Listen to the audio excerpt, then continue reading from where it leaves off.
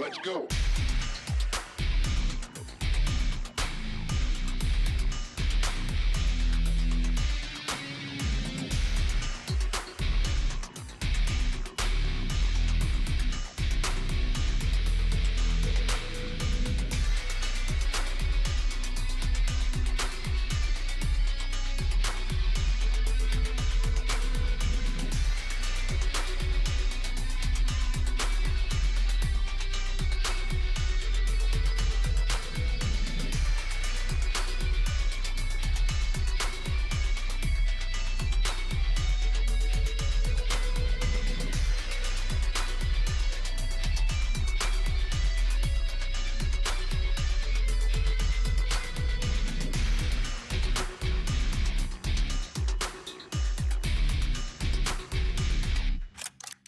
Reload!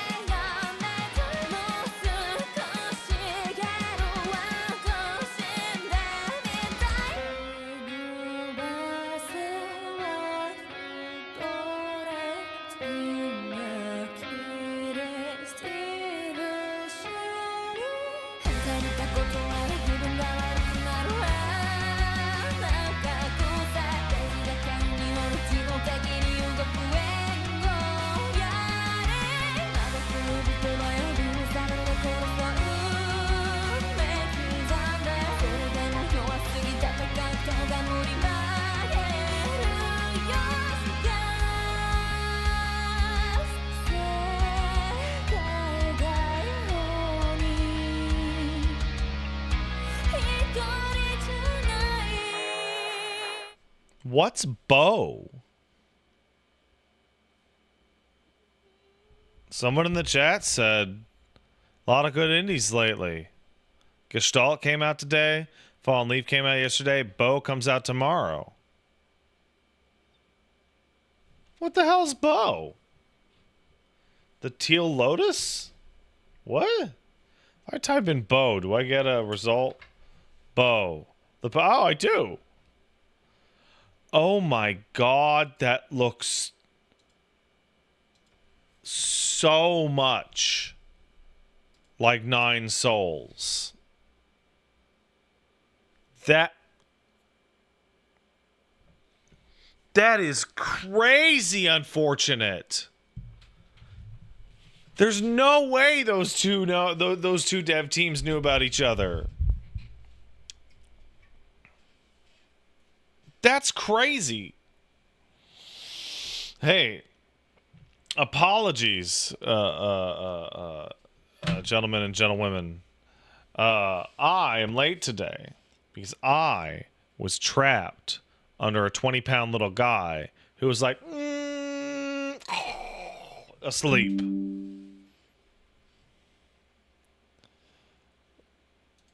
He was like, you know what, Pat? No, I hate this.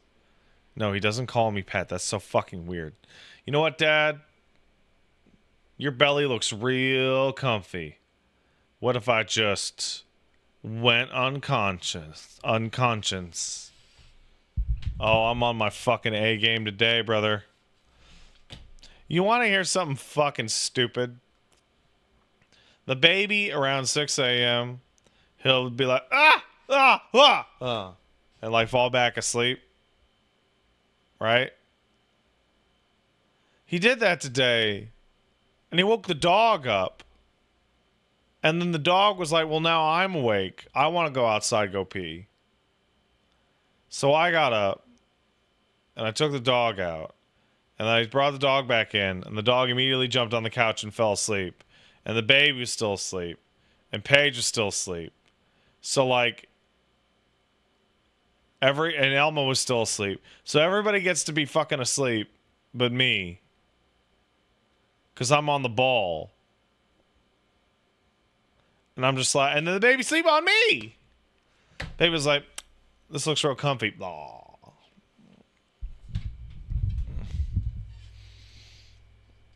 You wake up at 6 a.m. for work? I mean, I actually wake up at 6 a.m. every single day to take the dog out. And if the baby's up, then take care of baby. So Paige can get some nap time in the morning. But it's I could have made it to 6:30. You know, it's possible.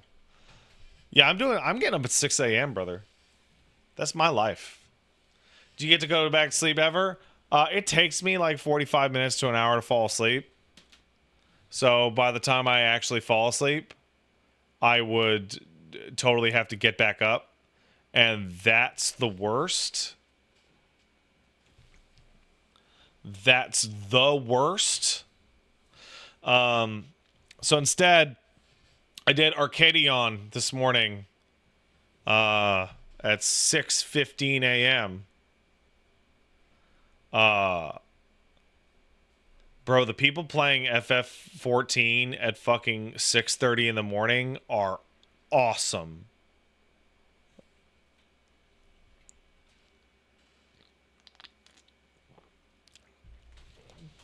Like, because it's all people who are like, oh, I gotta bang this shit out before I go to work, or I'm so unhinged on reset that I just need to be there, right? That normal raid is awesome. Those are going to be tons of fun to repeat for 5 or 10 weeks.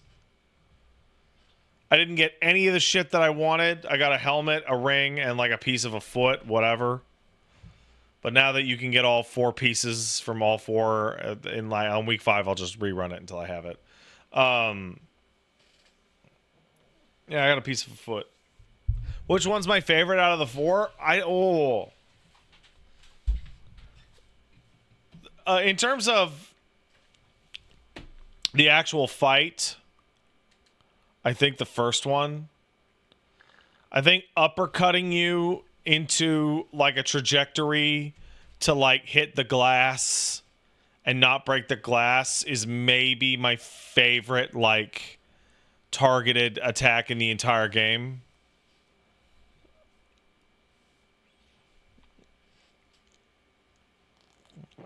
In terms of like encounter, I think it's the fourth one. In terms of music, it's the second one.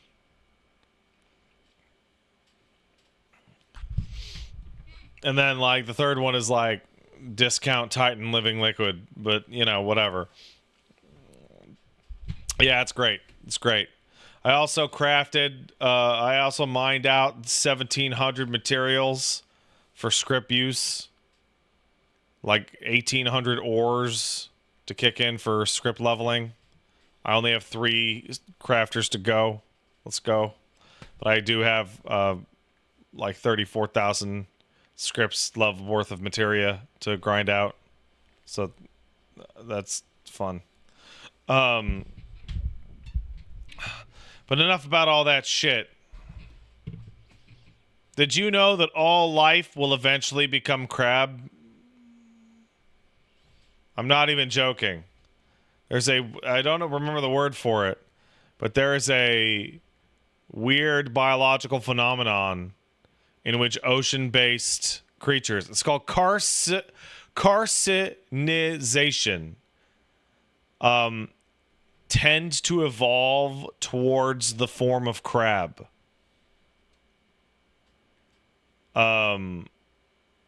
Because apparently crab is just like a really good body type for the ocean.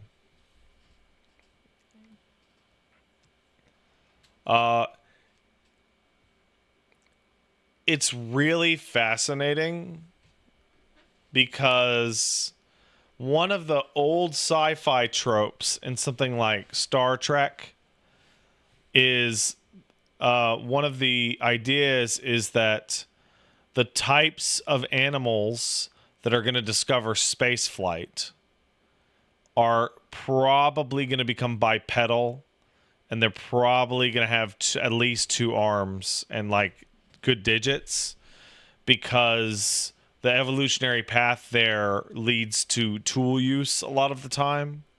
And with tool use is an evolutionary prerequisite to get to space flight.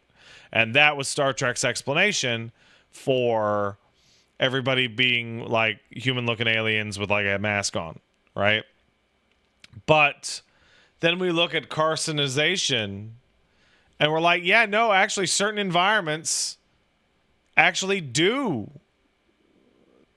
totally like just kind of nudge everybody down the same body type. Right? It's crazy. I think it's really funny this game's made by Aggro Crab. I did not realize that. I did not realize that. That they're like, fuck it, crab game. I love it. Why do you think crabs evolved to be so tasty? Nothing evolves to be tasty. Good taste is a wild evolutionary disadvantage. It is terrible. It is, you don't want to be tasty. You want to fucking taste like shit or poison. No, instead you evolved to enjoy the taste of crab. Not if you're a fruiting plant. I mean, I'm talking about animals here, man.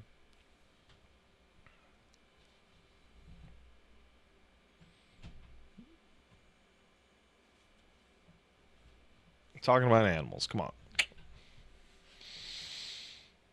If you ate me, I'd taste really bad. You'd be like, oh, this guy's poisoned. Oh, I got sick. Oh, I'm dead. Oh, I should not eat the next pat I see.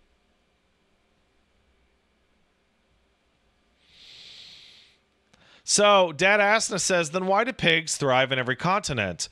Tusk then replies, hogs thrive, not domestic pig. I need to stop you right there, Tusk. There's a biological process you may not be aware of. If a domesticated pig gets out into the wild, it turns into a hog. And will eventually go most of the way back to a boar. Like, they'll grow tusks. It's fucking crazy. It's super nuts. Try to be says, is it a stress response? Yes. Basically, the stresses of living in the fucking wild activates a bunch of survival shit in the fucking pig.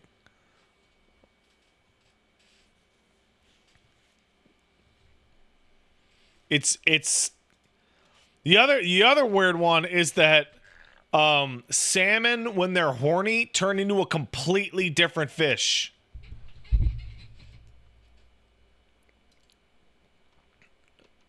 Which is one of the weirdest things I've ever seen in my whole life.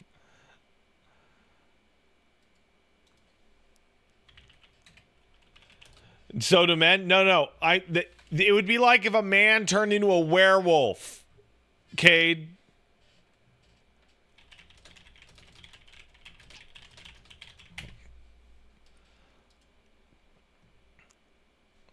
Yeah, they their whole fucking biology and their shape changes.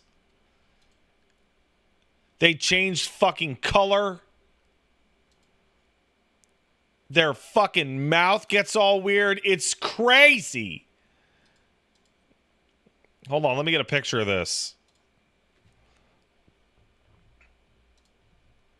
I got a picture of the fucking salmon shit I'm talking about here.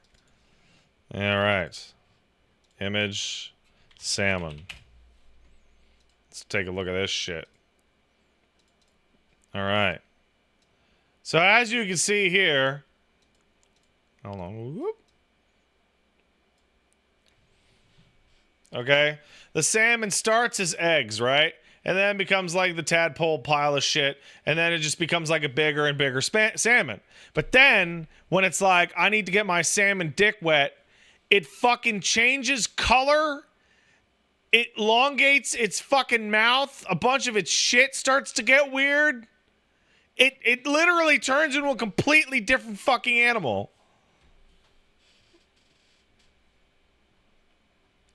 And it goes through a fucking Bloodborne transformation. It's crazy. Yeah, and then it dies. Then it just immediately dies. It's like, I'm fucking done with this. I'm so sick of this being alive shit. Somebody asked, hey, Pat, did you save the raids for tomorrow in FF14? Fuck no, man. You know what we're going to be doing tomorrow? We're going to be going through menus and showing off the cross hotbar and tab targeting. Like, that stream is called The Basics for a reason. Like, I'm going to be like, here's how you turn on the cross hotbar. Here's why you would turn on the cross hotbar. Right? Why would you need more buttons? Well, because how should I put my buttons on my buttons? What the fuck is tank stance?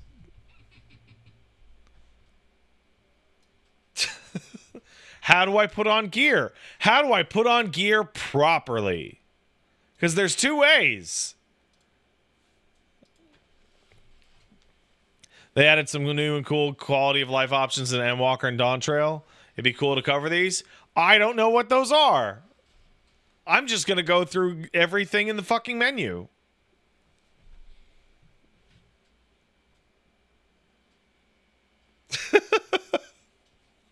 I'll if you're like, hey, what about this? I'll be like, yeah, what about it? Oh, okay, let's take a look.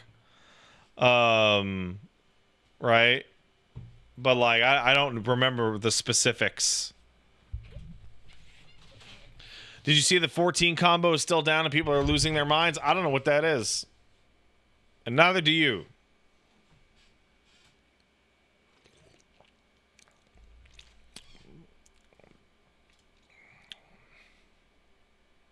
Nobody knows what that is. All right, I'm excited for Crab Game. Again, apologies for Baby Time, though I do have a Baby Time story for you. So I was hanging out with my next door neighbor. We were at like a neighborhood like I think it was a potluck, right? It was a potluck, right? So we're at the neighborhood potluck, right? And Paige is talking with the women folks, and I'm hanging out. I got the boy, and my next door neighbor, he's got his little girl, right? We're talking bullshit, and I'm like my boy's getting a little fussy. He's getting a little fussy. So guess what I do? Guess what I do? I hit him with this. Whoa! Upside down, laughing his ass off, losing his goddamn shit. Right? And so every time he gets fussy, just invert him, just turn him upside down. Right? And I'm talking to my neighbor, and he's like also doing the same thing. Right? Like he's dipping his little girl, just going, right? It's great. And he's like, we had some family friends over the other day. And, I was hitting the dips, right? I'm like, yeah. And they looked at me like I had grown a second head. I'm like, what are you talking about? They're like, oh, you really do that with your baby? And he's like, yeah. It's like, well, we've never turned our children upside down. And I gave him like this look. And he gave me this look. And like in this process, we're in the process of just like flipping the kids. Like while just talking, we're like absentmindedly like, woo. Like who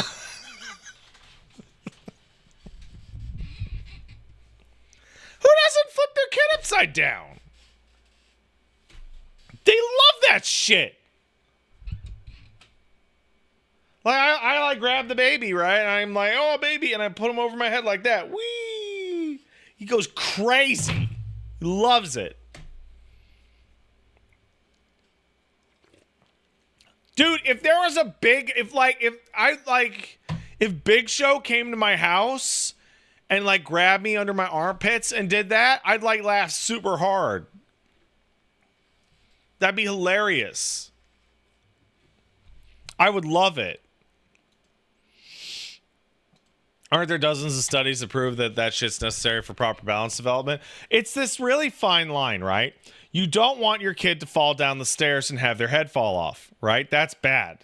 But you do actually want your like 1-year-old to occasionally fall down a little, because then you can tell them like, hey, you're okay, so that they chill the fuck out about it, right?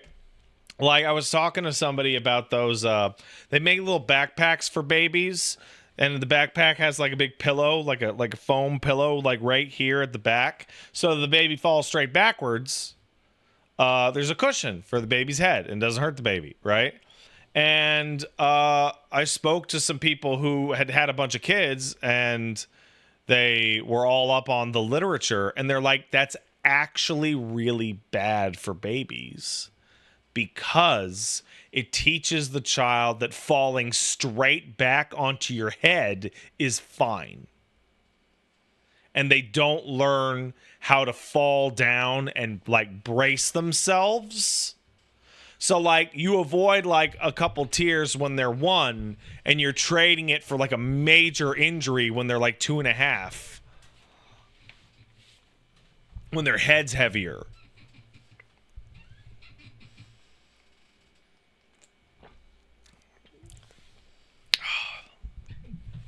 Oh. And you know what? Sometimes germs are okay. I said it. It's controversial. Controversial, I know. Sometimes Sometimes you can't get there fast enough. And the dog is just... And you know what? Some of those are good germs. Probably good for the gut flora.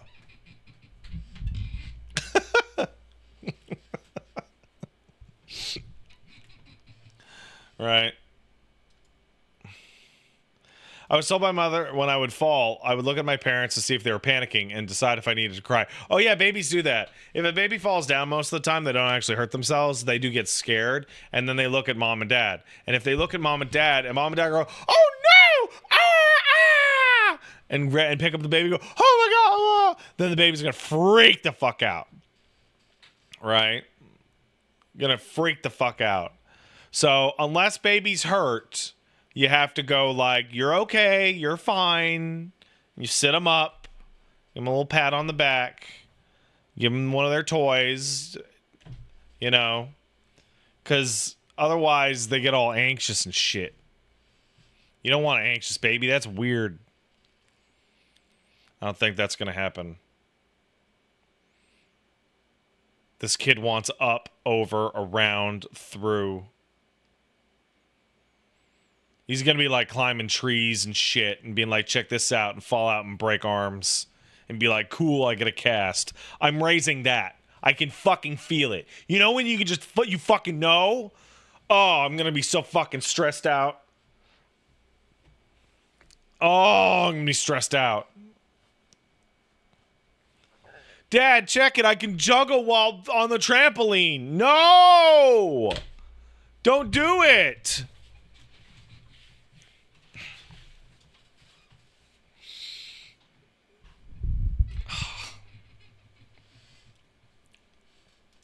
Sounds like I'm already stressed out. Hey, let me tell you, having a baby, stressful. Being a parent, stress. It's got all that good stuff, but also stress. No one ever's like, let's have a baby. It'll be so relaxing.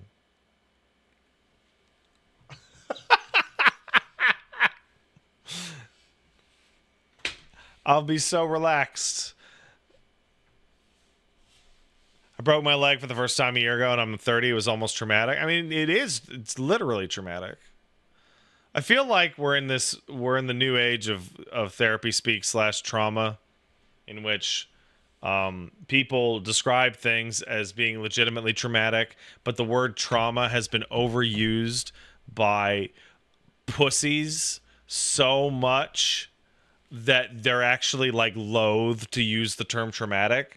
Okay, so the breaking your leg is literally physically traumatic. And depending on your personal medical history and your history of injury, it can also be mentally traumatic. If you've never suffered a major injury and you say broke your bone for the first time when you're 30 and you encounter the loss of movement and all that, yeah, no, that's a big deal. It sucks. Is that trauma like life ruining? No, but you'll have to live with it until your leg gets better. Right?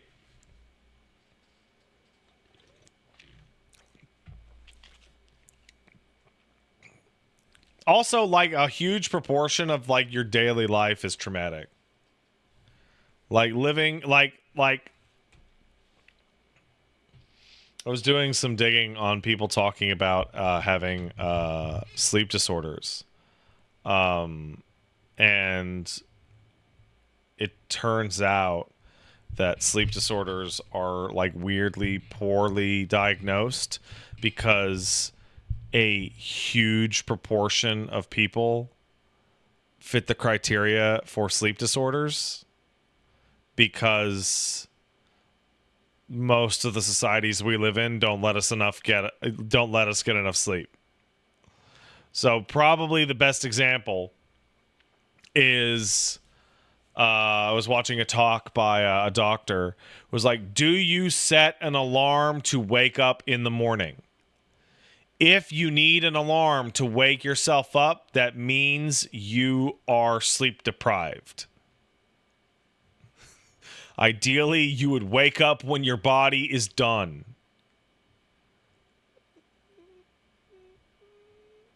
That's probably the amount of sleep you need. Right? And so that might seem like completely insane. Right? That might seem like, well, that can't be everything. And then I say to all of you, most of you were at some point teenagers who went to high school and higher education, and you had teachers that were in their 60s who got up at the crack of dawn. Meanwhile, you could blow it out to noon every single day, and you got to go to 8 a.m. classes in which you were a fucking wreck because the school system is based around old people's schedules instead of young people's schedules. Lewis Black, in his book and also in his stand-up, describes he had an 8 a.m. math class when he went to college, and he was so fucking pissed off that he went up to his professor and said, "What, are you trying to keep it a secret? No one can learn math at 8 in the morning."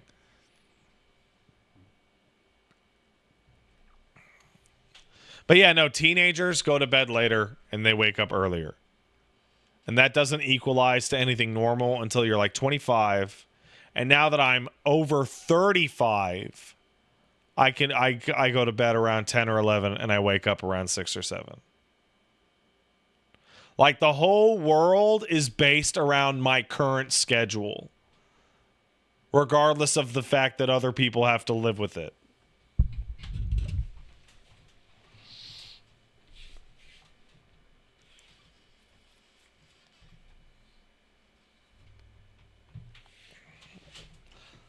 My college psychology exam was at 6 a.m. when it was normally an 8 a.m. class. Imagine having to drive downtown before it was daylight out. Pain. They should curve grades based on the time you give the exam. I'm not even joking. I'm fucking completely serious. You're giving an exam at a period in which you are guaranteed to fuck up the circadian rhythm of like 80% of the people taking the test. They're not taking the test at their best.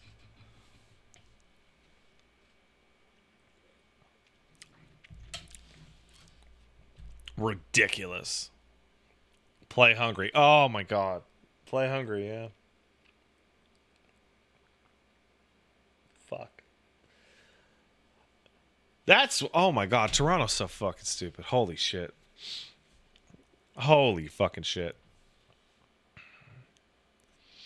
Well, it'll be fascinating to see if Wooly ever changes his sleep schedule. Because Wooly's on, like, the Nightmare Iron Man sleep schedule, where he's, like, just a complete night owl. Like, I'm pretty sure his streams are, like, within an hour of him waking up in the morning. And by morning, I mean afternoon.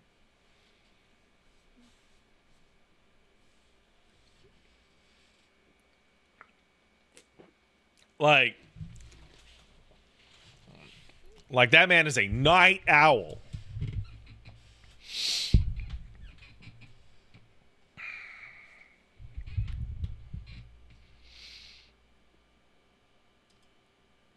Like, even when I was a night owl, I'd be like, wow, man, you're crazy.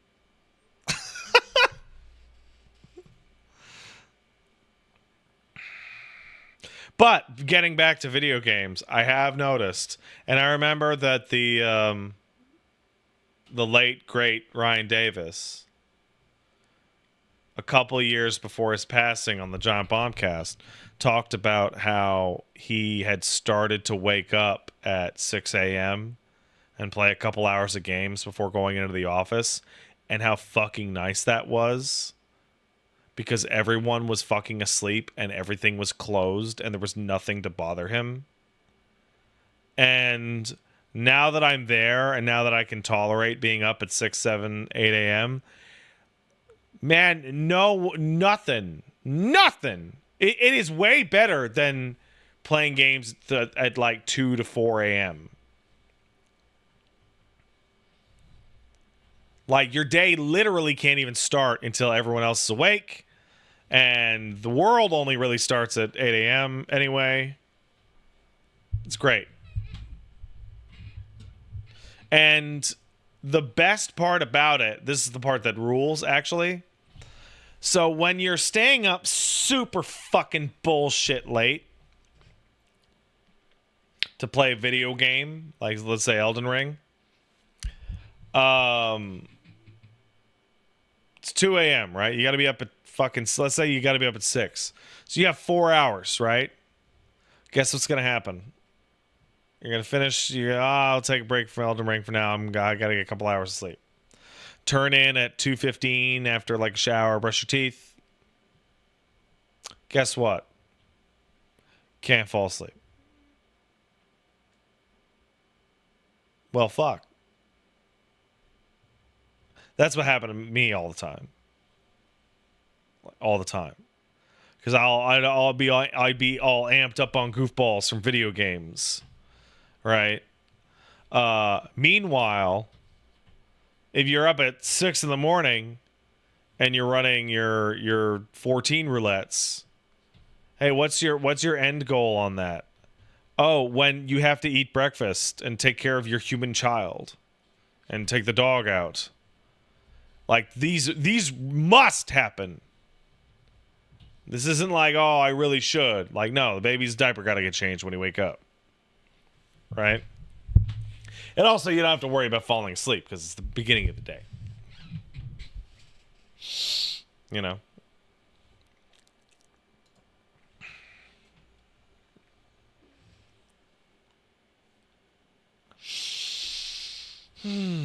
Anyway. Waking up early has its benefits, but not if it's not right for you, which is probably most of you.